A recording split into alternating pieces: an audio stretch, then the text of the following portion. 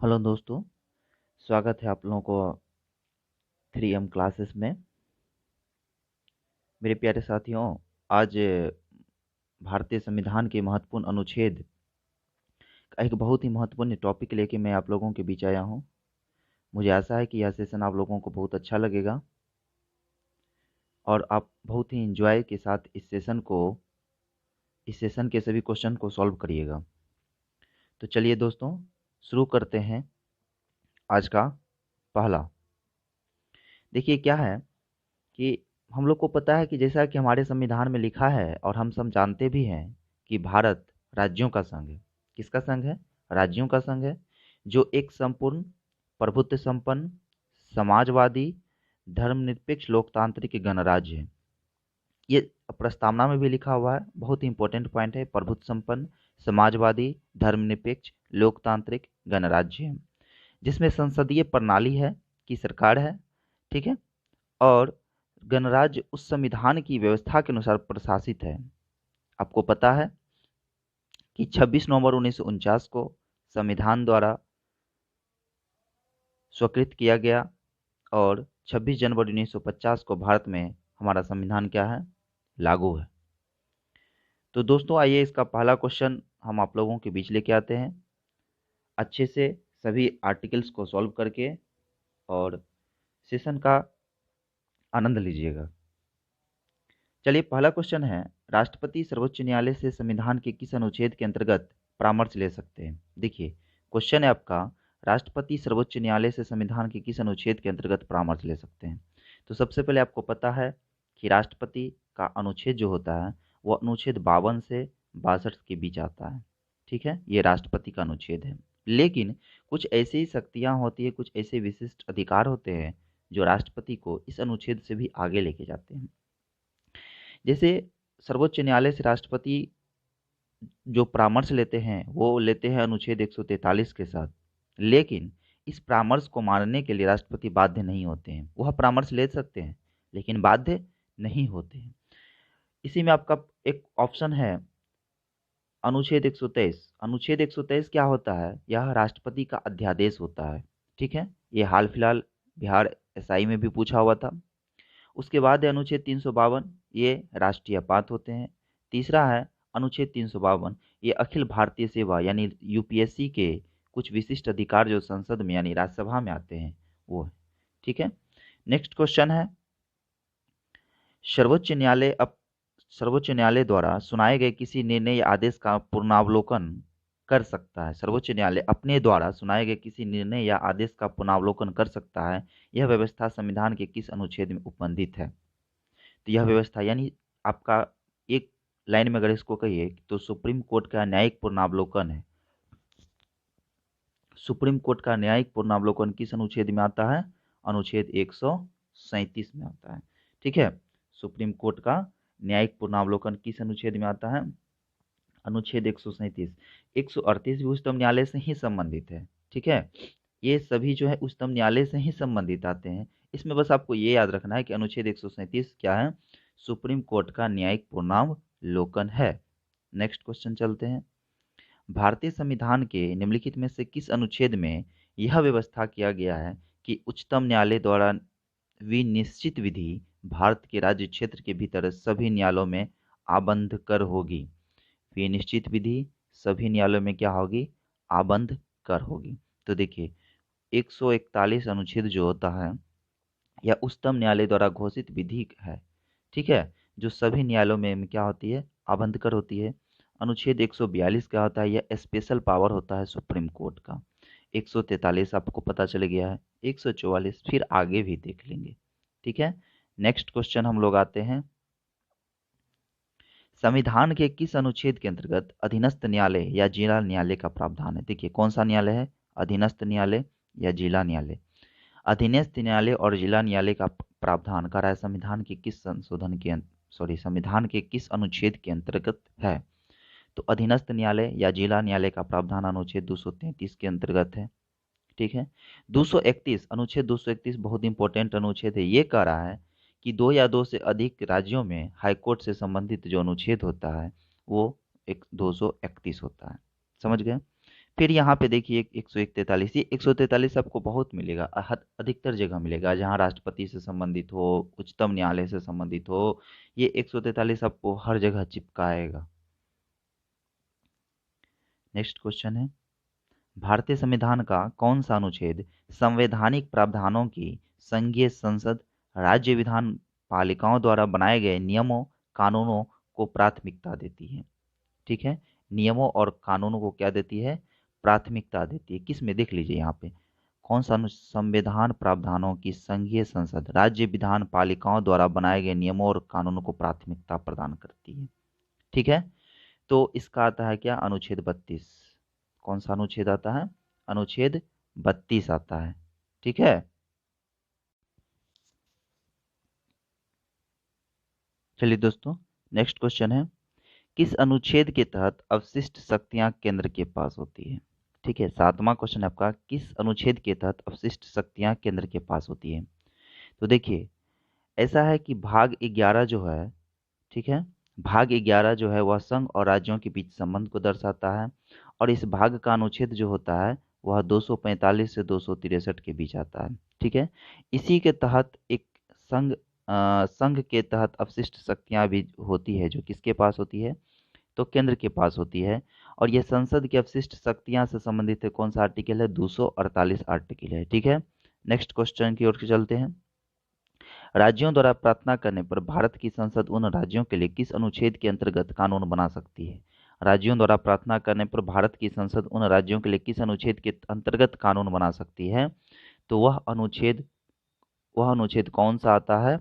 वह अनुच्छेद आता है 352। ठीक है, देख लीजिए, 352 अनुच्छेद है, 2 या 2 से अधिक राज्यों के लिए जो मतलब संसद अपने अनुसार कानून बना सकती है। वो कौन से अनुच्छेद में आता है? अनुच्छेद 352। अभी मैंने आपको बताया था भाग 11 में संघ और राज्य के बीच संबंध है, और यह भाग 11 जो है अनुच्छेद कहाँ से कहाँ तक होता है? तो ये अनुच्छेद होता है 245 से 263 तक। इन सभी में सिर्फ संघ और राज्य के बारे में ही बात कही गई है। नेक्स्ट क्वेश्चन लेते हैं, अगला क्वेश्चन है आपका, भारतीय संविधान के अंतर्गत निम्नलिखित में से कौन सा अनुच्छेद संसद को राज्य सूची के विषय में संबंध में विधि बनाने की शक्ति प्रदान करता है? देखिए, राज्य सूची के संबंध में विधि बनाने की मतलब, राज्य सूची आप जानते हैं सूची कितने होते हैं? 3 होते हैं। ये सूची कौन कितने होते हैं? 3 होते हैं, समवर्ती सूची, राज्य सूची और संघ सूची। तो राज्य सूची के विषय में विधि बनाने के लिए कौन सा अनुच्छेद उनको बताता है? वह अनुच्छेद कह रहा है 249। ठीक है, कौन सा अनुच्छेद? 249 अनुच्छेद है। नेक्स्ट क्वेश्चन चलते हैं, भारतीय संविधान का कौन सा अनुच्छेद संसद को अंतर्राष्ट्रीय समझौतों को लागू करने के लिए विधि निर्माण की शक्ति देता है? ठीक है, अंतर्राष्ट्रीय समझौतों को लागू करने के लिए विधि निर्माण की शक्ति देता है। तो ये कौन सा अनुच्छेद है? अनुच्छेद 253 है, जो संसद को यह अधिकार देता है। नेक्स्ट क्वेश्चन है आपका, संविधान का कौन सा अनुच्छेद मंत्रिपरिषद के गठन के बारे में आधारभूत नियम आधारित करता है? ठीक है, मंत्रिपरिषद के गठन के बारे में आधारभूत नियम को अधिकारित करता है। तो देखिए, मंत्रिपरिषद, भारत का मंत्रिपरिषद जो यह किस अनुच्छेद के अंतर्गत आता है? अनुच्छेद 75 के अंतर्गत आता है। क्या? भारत का मंत्रिपरिषद।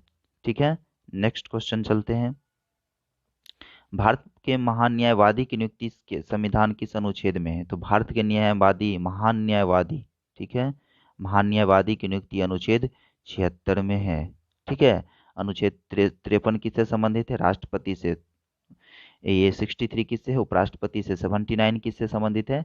संसद से। नेक्स्ट क्वेश्चन, भारतीय संविधान के किस अनुच्छेद के अंतर्गत लोकसभा को भंग कर सकता है? लोकसभा को जो भंग किया जाता है वह किसके तहत भंग किया जाता है? तो आपको भंग किया जाता है वो अनुच्छेद 85 के तहत। पीएम की सिफारिश पे राष्ट्रपति इसको क्या करते हैं? भंग करते हैं। 356 राष्ट्रपति शासन है। ठीक है, नेक्स्ट क्वेश्चन, भारतीय संविधान के किस अनुच्छेद द्वारा संसद की संयुक्त बैठक का प्रावधान किया गया है? देख लीजिए, कौन सा बैठक है?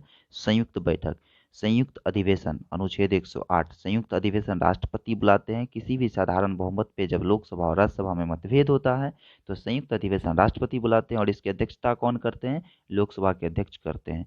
110 धन विधेयक, मैं आपको हमेशा कहता हूँ, जहाँ भी संयुक्त अधिवेशन या धन विधेयक होता है, एक क्वेश्चन अगर रहेगा तो ये दोनों ऑप्शन क्या करेगा? आपको चिपकाएगा।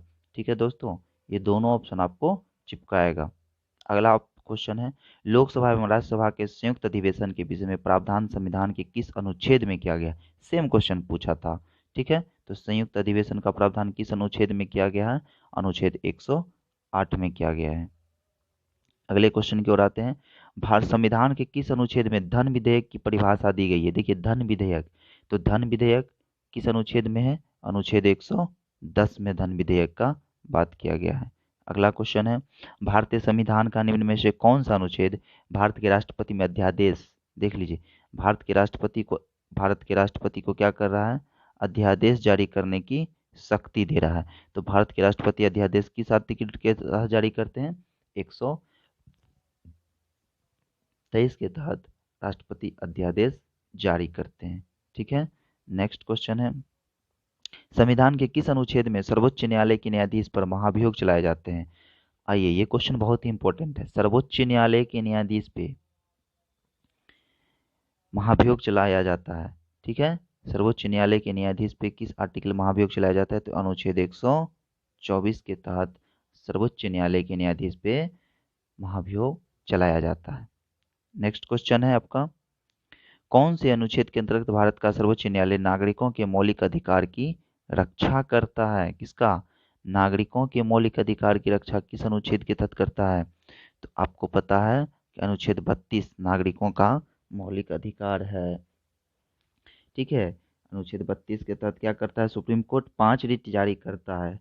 ठीक है, नेक्स्ट क्वेश्चन की ओर बढ़ते हैं, भारतीय संविधान के किस अनुच्छेद में राज्य के नीति निर्देशक तत्वों का उल्लेख है? देख लीजिए, राज्य के नीति निर्देशक तत्व का उल्लेख संविधान किस अनुच्छेद में है?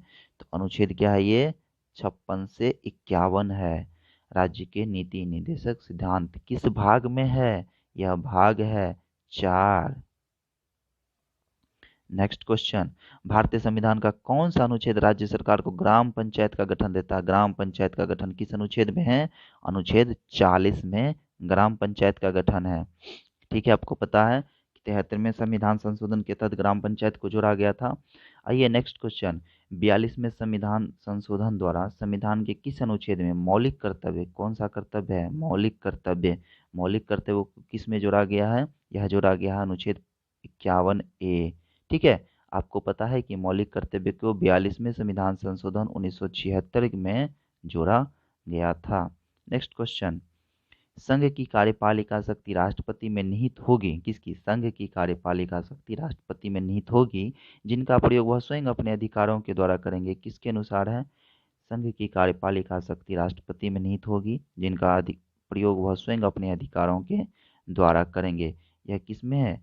आर्टिकल 53, मतलब राष्ट्रपति में। आपको पता है कि आर्टिकल 52 भारत का राष्ट्रपति, आर्टिकल 53 समस्त कार्यपालिका शक्ति है, और आर्टिकल 54 राष्ट्रपति का निर्वाचन है, आर्टिकल 55 राष्ट्रपति के निर्वाचन संबंधी प्रक्रिया है, आर्टिकल 56 राष्ट्रपति का पदावधि काल होता है जो 5 साल का होता है, आर्टिकल 57 राष्ट्रपति का पुनर्विचार की शक्ति होती है, आर्टिकल 58 राष्ट्रपति के निर्वाचन हेतु संबंधी होता है, आर्टिकल 59 राष्ट्रपति के लिए योग शर्त होता है, आर्टिकल 60 राष्ट्रपति का शपथ ग्रहण होता है, आर्टिकल 61 महाभियोग चलाने प्रक्रिया होती है, और 62 पद रिक्त होने की स्थिति में भी प्रक्रिया होती है। अगला क्वेश्चन आइए, भारत के संविधान के किस अनुच्छेद के अंतर्गत भारत के राष्ट्रपति पर महाभियोग चलाए जा सकते हैं? तो महाभियोग किस में चलाया जा सकता है? अनुच्छेद 61 में। संसद के किसी भी सदन में राष्ट्रपति पर महाभियोग चलाने की प्रक्रिया की शुरुआत हो सकती है, बशर्ते कि उसमें 1/3 बहुमत से पारित हो जाए और उसमें 1/4 सदस्य उस सदन में मौजूद हो। अगला आइए, संविधान के किस अनुच्छेद में उपराष्ट्रपति के पद का प्रावधान है? उपराष्ट्रपति का पद है, तो उपराष्ट्रपति का पद किस में है? यहाँ देखिए, आप छांट के भी थोड़ा सा बना सकते हैं दोस्त। 52, 53 राष्ट्रपति, 76 महान न्यायवादी, 21 अकेला, 63 बताओ उपराष्ट्रपति। संविधान के किस अनुच्छेद के अंतर्गत मंत्रीगण सामूहिक रूप से लोकसभा के प्रति, मंत्रीगण वही है, मंत्रिपरिषद सामूहिक रूप से किसके प्रति उत्तरदायी होते हैं? लोकसभा के प्रति उत्तरदायी होते हैं। और किस अनुच्छेद के अंतर्गत उत्तरदायी होते हैं? 75।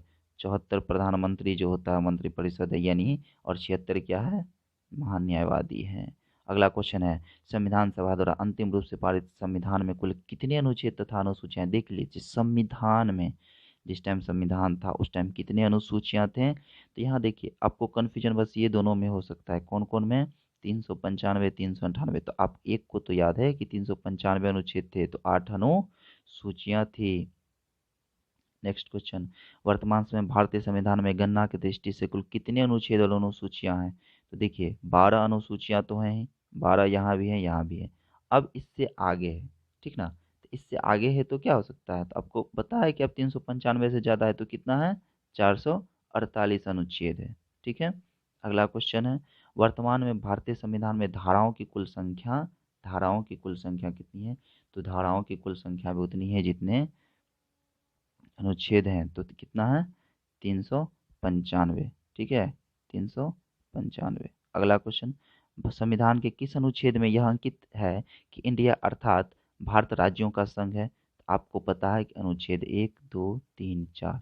तो संविधान के किस अनुच्छेद में यह वर्णित है कि भारत क्या है? राज्यों का संघ है। तो अनुच्छेद 1 में यह वर्णित है कि भारत जो है वह क्या है? एक राज्यों का संघ है। ठीक है, अब हम लोग चलते हैं नेक्स्ट क्वेश्चन की ओर। संविधान के अनुच्छेद 1 में भारत को क्या गया है? फिर से वही क्वेश्चन, परिसंघ, महासंघ नहीं। इस क्वेश्चन को अच्छे से पढ़, ऑप्शन को पढ़ के आंसर करिएगा। क्या कहा गया है? इसको राज्यों का संघ कहा गया है। ठीक है, भारतीय संविधान के किन अनुच्छेदों में नागरिकता संबंधी प्रावधान है? तो देखिए नागरिकता क्या है? नागरिकता अनुच्छेद 5 से 11। ठीक है, मौलिक अधिकार क्या है? अनुच्छेद 12 से 35। नीति निर्देशक तत्व डीपीएसपी क्या है? 36 से 51। और राज्य जो है वो कौन है? 1 से 5 नहीं, 1 से 4। अगला क्वेश्चन, निम्न में से किन अनुच्छेदों द्वारा भारतीय संविधान नागरिकों को मूल अधिकार निश्चितता प्रदान करता है? ठीक है, मूल अधिकार कह रहा है, तो मूल अधिकार कहाँ से कहाँ तक है? अनुच्छेद 12 से 35। किस भाग में है? तो यह भाग 3 में है। मूल अधिकार कहाँ से लिया गया है? अमेरिका से लिया गया है।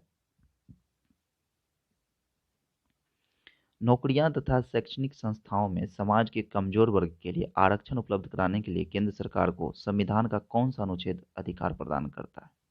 देखिए, आपको पता है कि मौलिक अधिकार जो भाग 3 में है या 12 से 35 तक है, अमेरिका से लिया गया है। इसमें 6 प्रकार के अधिकार हैं। पहला है समता या समानता का अधिकार, आर्टिकल 14 से 18, रिवाइज कर लीजिए। दूसरा है स्वतंत्रता का अधिकार, आर्टिकल 19 से 22। तीसरा है शोषण के विरुद्ध अधिकार, 23 से 24। चौथा है धार्मिक स्वतंत्रता, 25 से 28। पांचवा है सांस्कृतिक एवं शिक्षा, 29 से 30। और छठा है संवैधानिक उपचार, आर्टिकल 32।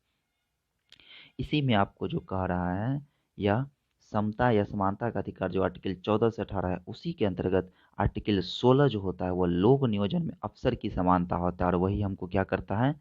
नौकरी देता है। यानी नौकरी देता नहीं है, मतलब आरक्षण का प्रावधान करता है लोक नियोजन में। उसके बाद आर्टिकल 14 क्या है? 14 है समानता, विधि के समक्ष समानता। ठीक है, आर्टिकल 16 समझ गए। आर्टिकल 17 क्या है? बहुत इंपॉर्टेंट आर्टिकल, अस्पृश्यता। क्या है? अस्पृश्यता। ठीक ना, अस्पृश्यता आर्टिकल क्या कर रहा है? 17 है। आर्टिकल 23 से मानव व्यापार या बाल बलात्श्रम या बंधुआ मजदूर। अगले क्वेश्चन की ओर चलते हैं, भारतीय संविधान के निम्न में से कौन सा अनुच्छेद अस्पृश्यता, देखिए अस्पृश्यता आ गया ना, तो अनुच्छेद कौन सा हो जाएगा? अनुच्छेद 17 जो है अस्पृश्यता करता है। ठीक है, अनुच्छेद 17 क्या करता है? अस्पृश्यता करता है। अनुच्छेद 18 उपाधियों का अंत करता है। 15 क्या है? जाति, धर्म, लिंग, जन्म स्थान के आधार पर किसी में भी भेदभाव नहीं होना चाहिए दोस्तों। अगला क्वेश्चन है, भारतीय संविधान के किस अनुच्छेद में मौलिक कर्तव्यों की चर्चा की गई? तो अनुच्छेद मौलिक कर्तव्य, अनुच्छेद मौलिक कर्तव्य की चर्चा भारतीय संविधान के किस अनुच्छेद में की गई है? तो आपको पता है कि मौलिक कर्तव्य जो है संविधान का 42वां संविधान संशोधन 1976 के द्वारा 4 के क में जोड़ा गया। भाग कौन है? 4 का क, जिसको मूल कर्तव्य कहते हैं। और यह अनुच्छेद कौन सा है? 51 क। अगला क्वेश्चन, भारतीय संविधान का कौन सा अनुच्छेद राष्ट्रपति के पद के लिए पुनर्निर्वाचन की योग्यता को करता है? ठीक है, तो पुनर्निर्वाचन की योग्यता को आपको पहले भी हम क्या थे बता दिए थे कि राष्ट्रपति का पुनर्निर्वाचन किस में होता है। तो राष्ट्रपति का पुनर्निर्वाचन संबंधी प्रक्रिया जो है, यह कौन से अनुच्छेद में आता है? यह अनुच्छेद आता है आपको आर्टिकल 57। ठीक है, राष्ट्रपति के बारे में इससे पहले भी आपको हम सारा अनुच्छेद एक बार बता दिए थे।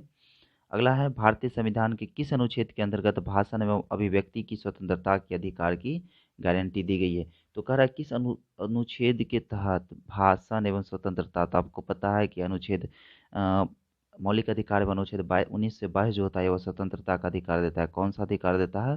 स्वतंत्रता का। तो इसमें जो अनुच्छेद 19 जो है क्या देता है? अभिव्यक्ति की स्वतंत्रता की गारंटी देता है। अगला क्वेश्चन है आपका, भारतीय संविधान के किस अनुच्छेद में प्रेस की स्वतंत्रता दी गई है। तो देखिए, प्रेस की स्वतंत्रता, बोलने की स्वतंत्रता, ये सभी किस में आता है? 19 में। तो ये किस में आ जाएगा? 19 ए में, फर्स्ट में आ जाएगा। नेक्स्ट क्वेश्चन है, मौलिक अधिकार के अंतर्गत कौन सा अनुच्छेद बच्चों के शोषण से संबंधित होता है। देखिए, बच्चों का शोषण होता है, ठीक है। तो बच्चों का जो शोषण होता है ना, ये आपका आ जाता है किस अनुच्छेद में? ठीक है, ये अनुच्छेद आ जाता है आपका अनुच्छेद 24 में, बच्चों का शोषण से संबंधित होता है, ठीक है। ये सभी मौलिक अधिकार हैं, ठीक ना, जिसमें आप पढ़े थे, जो अमेरिका से लिया गया है। तो मौलिक अधिकार बच्चों के शोषण से संबंधित है, और ये जो है इसमें कहा जाता है कि कोई भी बच्चा 14 वर्ष से कम आयु का जो है ना, उसका मतलब कल कारखाने या किसी काम में नहीं लगाया जाना चाहिए। तो याद रखिएगा, इधर कह रहा है 14 वर्ष से कम, और इधर क्या है? 24 है, ठीक है। 14 वर्ष से कम और 24 है। 23 मानव व्यापार है, ये बच्चे से नहीं है, मानव व्यापार है, और बंधुआ मजदूर से, बलात् श्रम से संबंधित होता है, ठीक है। नेक्स्ट क्वेश्चन की ओर चलते हैं। भारतीय संविधान के किस अनुच्छेद में अल्पसंख्यकों के हितों की संरक्षण की व्यवस्था किया गया है। तो अल्पसंख्यक के हित के लिए संरक्षण की व्यवस्था, ये आपको संस्कृति एवं शिक्षा जो मौलिक अधिकार में आता है, आर्टिकल आता है ये 29 से 30, उसके तहत, उसके अंतर्गत आर्टिकल 29 में किया गया है क्या? अल्पसंख्यकों को हितों का संरक्षण। आर्टिकल 30 जो होता है अल्पसंख्यक संस्कृति एवं शिक्षा से संबंधित, ये होता है अल्पसंख्यक के शिक्षा संबंधी प्रावधानों का संरक्षण, ठीक है। तो दोस्तों, सभी 44 के 44 क्वेश्चन आपको करवा दिए गए हैं। जैसा आप लोग को अच्छा लगा होगा तो सेशन को ज़रूर शेयर करिएगा, लाइक करिएगा और सब्सक्राइब करिएगा, और अपने मार्क्स, आपने कितना मार्क्स लाए उसे नीचे कमेंट ज़रूर करिएगा। जय हिंद।